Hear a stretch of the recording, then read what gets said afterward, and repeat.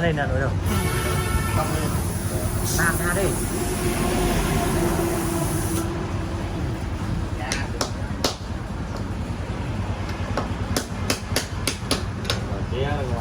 nếu biết vợ hết ấy có lên không.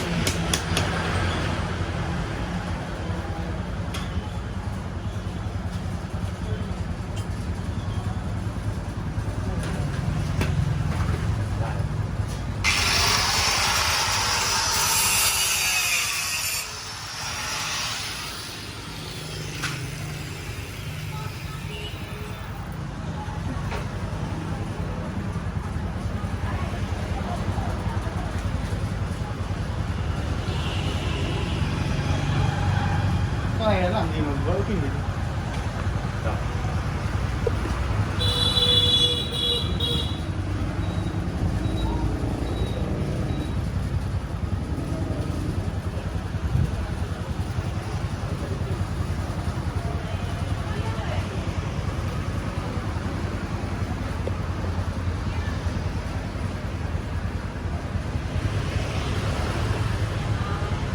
Mua cho bố 2 lọ nước xịt chế rồi bố tẩy rồi bố